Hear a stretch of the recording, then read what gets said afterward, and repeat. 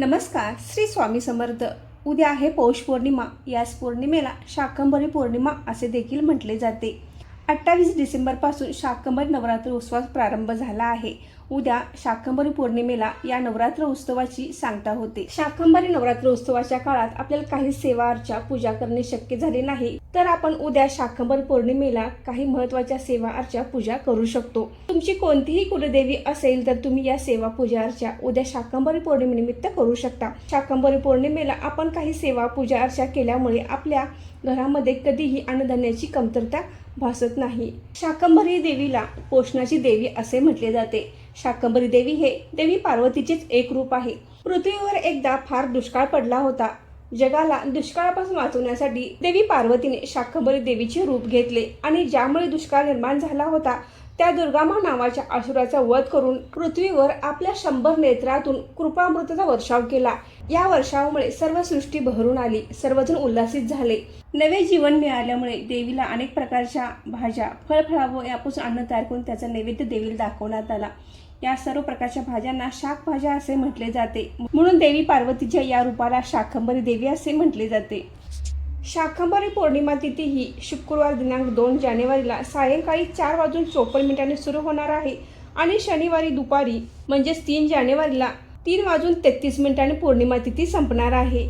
उदय तिथीनुसार पौर्णिमाच्या ज्या काही सेवा पूजा अर्च्या सत्यनारायण जे करणार आहोत ते आपण उद्याच करायचं आहे. रविवार दिनांक 28 डिसेंबर पासून शाकंभरी नवरात्र उत्सव प्रारंभ झाला आहे. अनेकांनी आपल्या कुलदेवीला स्मरून काही सेवा केल्या असतील, पण ज्यांना या नवरात्र उत्सवामध्ये काहीच सेवा करणे शक्य झाले नाही ते आपल्या कुलदेवीला स्मरून काही महत्त्वाच्या सेवा पूजा अर्चा करू शकतात. शाकंभरी पौर्णिमेनिमित्त आपण दुर्गा सप्तशतीचा पाठ करू शकतो. त्याचबरोबर सिद्ध कुंजिका स्तोत्राचे देखील आपण पठण करायचे आहे. 11 वेळा सिद्ध कुंजिका स्तोत्राचे पठण केल्यामुळे दुर्गा पाठाचे फळ मिळते. त्याचबरोबर आपण आपल्या कुलदेवीच्या टाकावर कुंकुमार्चनेची सेवा करू शकतो. कुलदेवीचा टाक नसेल तर आपण अन्नपूर्णेच्या मूर्तीवर देखील कुंकुमार्चनेची सेवा करू शकतो.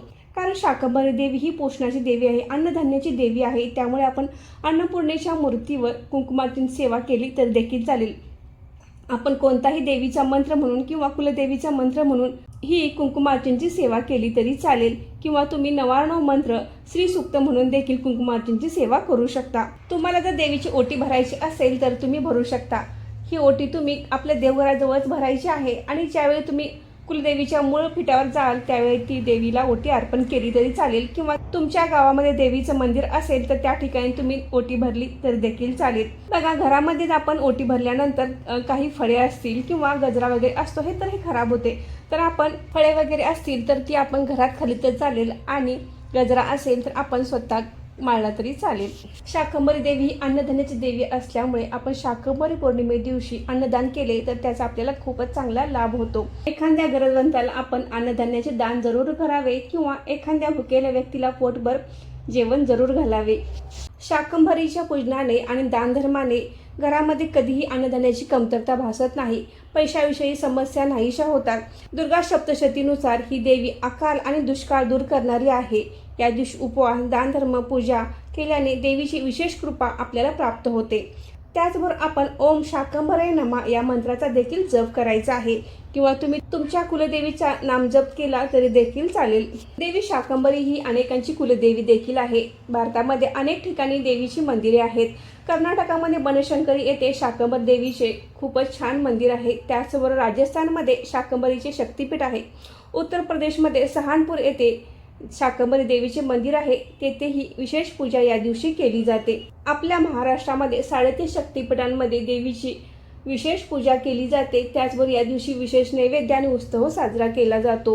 काहीच सेवा करणे शक्य नसेल तर आपण सिद्ध कुंजिका स्तोत्राचे 11 वेळा पठण करायचे आहे. त्याचबरोबर आपण ओम शाकंभरी नमः या मंत्राचा जप करायचा आहे. हा जप तुम्ही 108 वेळा किंवा 1008 वेळाही करू शकता. तर मित्रांनो, आजचा व्हिडिओ येथे थांबवते. आजची माहिती कशी वाटली कमेंट करून नक्की सांगा आणि व्हिडिओ आवडल्यास लाईक करा आणि चॅनलला सबस्क्राईब करा. धन्यवाद.